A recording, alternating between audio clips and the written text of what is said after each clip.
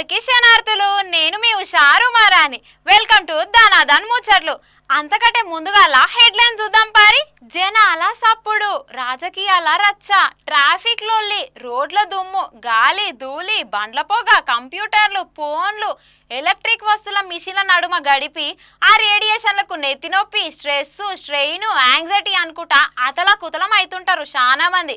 అందుకనే ఒక వీకెండో లేకపోతే నెలకో పారో ఆఫీస్కి ఓ సెలవు పెట్టి అట్లా పార్కో గుడికో ఇంకేదైనా టూరిస్ట్ జాగాలకో తిరుగుతుంటారు చాలా మంది. మరి మన ప్రధానమంత్రి మోడీ సారు యాస్టకొస్తే యాడికి పోతాడో ఎరికేనా? చూడండి మీరే.